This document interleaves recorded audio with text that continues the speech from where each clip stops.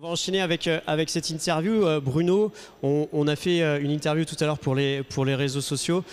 Aujourd'hui, est-ce que tu peux nous rappeler le principe de ce salon de l'habitat?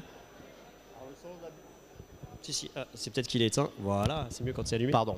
Le salon d'habitat on a conçu le salon d'habitat il y a 9 ans, tout simplement pour rassembler tous les artisans, les électeurs, donc les locaux sur le secteur de Luçon, donc pour qu'on arrive à travailler en collaboration. Plus de 80 exposants présents aujourd'hui, c'est quand même une belle fierté. Alors aujourd'hui, effectivement, donc nous arrivons à 80 exposants, c'est une très belle réussite, je pense. Le temps est avec nous, comme je disais tout à l'heure également, tout est clément, donc tout va être pour nous. Eh bien, nous allons persister, et donc voilà.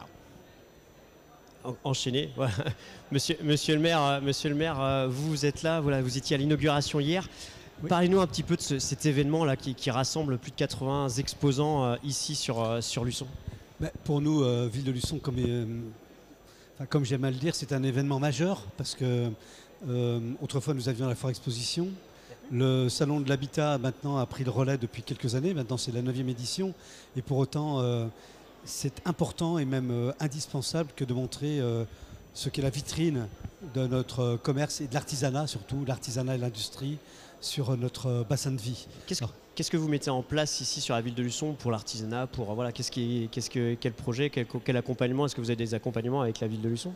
L'accompagnement que l'on peut faire, nous, c'est bien évidemment de conseiller, de guider les entrepreneurs qui veulent s'installer sur notamment nos zones commerciales et industrielles. Aujourd'hui, par exemple, dans le cadre ce qu'on appelle le plan local d'urbanisme intercommunal, on sait qu'on devrait pouvoir disposer pour les 10 ans qui viennent à peu près de 15 hectares supplémentaires en zone économique. Donc c'est des aiguillés d'aller dans ces zones, surtout des zones avec de la visibilité sur les grands axes, afin de pouvoir effectivement faire venir toute la chalandise sur notre commune et le bassin de vie. On le voit que Luçon se dynamise de plus en plus. C'est un objectif pour vous et vos conseillers de dynamiser cette belle ville de Luçon? Oui, hier encore j'étais avec des gens qui sont revenus sur Luçon. Ils m'ont dit, mais depuis quelques années, Luçon se transforme et c'est tout l'intérêt de ce que l'on veut faire. Après, bien évidemment, on reste la ville-centre au centre de la communauté de communes. On reste sur un bassin de vie avec une chalandise de 40 000 habitants. La ville de Luçon fait un peu moins de 10 000. L'objectif, c'est de continuer à développer ce dynamisme parce que malheureusement aujourd'hui dans les communes environnantes, et ça ce sont ce qu'on appelle les différentes lois, par exemple la loi ZAN, enfin toutes les lois qui vont pas permettre des développements économiques très conséquents sur les autres communes. Et pour autant, on a une carte à jouer bien sûr sur notre bassin de vie et c'est tout l'intérêt effectivement de cet enjeu et montrer aujourd'hui ce que l'on propose auprès des habitants et puis auprès de tous les gens qui sont dans l'environnement proche. Je pense que c'est indispensable. Bruno, c'est important de montrer toutes les entreprises présentes sur le territoire. Là, il y en a 80, mais vous travaillez au quotidien avec elles. Et d'ailleurs, vous aussi, vous êtes artisan de base. Oui, effectivement, je suis artisan de base. J'arrive à la fin.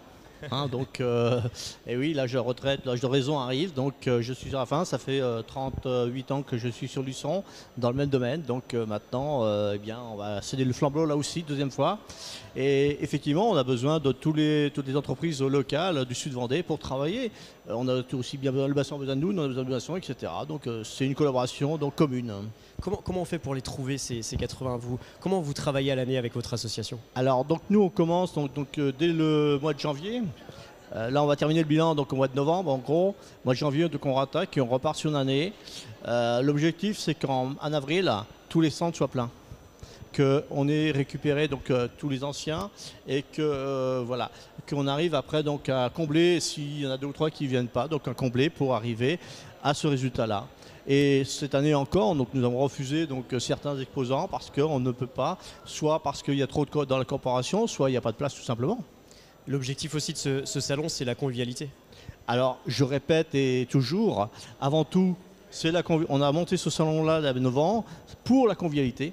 Parce que je réitère, tout le monde ne se connaît pas, tous les artisans ne se connaissent pas. Et donc là, par ce biais-là, aujourd'hui, eh bien, peut-être, certains nous disent, vous avez un grand bar. Eh bien, le grand bar, pour moi, est très très important parce que les langues se délient et on apprend à se connaître tout simplement. Et on discute. c'est pas histoire de boire. Moi, je bois du café, donc ça va. Hein. Mais c'est pas histoire de boire, parce qu'on va dire, vous êtes des alcooliques, les artisans. Non, c'est faux, c'est histoire de se retrouver. Un verre de temps en temps, d'accord, ok. Mais c'est histoire de se retrouver et de dialoguer et d'arriver à travailler en collaboration. Oui, parce qu'aujourd'hui, vous avez des concurrents qui sont ici sur le salon. Non seulement j'ai des concurrents sur le salon, et moi j'adore les concurrents, il en faut, hein, j'ai pas de honte. Mais dans mon propre bureau, j'ai 2 concurrents. Donc, comme quoi la concurrence ne nuit pas. J'ai besoin de concurrents. Si on n'a pas de concurrents aujourd'hui sur le salon, eh bien les gens vont aller voir le concurrent à l'extérieur. Autant qu'ils le voient sur place, ça ne sert à rien de se déplacer. Donc vous avez un intérêt commun, monsieur le maire aussi, parce que ce salon permet de promouvoir l'activité luçonnaise ici. Oui, oui, puis c'est capital, mais promouvoir l'activité, l'attractivité de Luçon, mais pas que, parce que c'est ce que disait à l'instant le président, c'est ce rapprochement entre les différents corps de métier, il est nécessaire, indispensable. Les gens apprennent à se connaître autour d'un café, autour d'une bière. Autrefois, c'était dans les caves. Hein, mon papa était commerçant à Luçon, donc je sais de quoi il en est.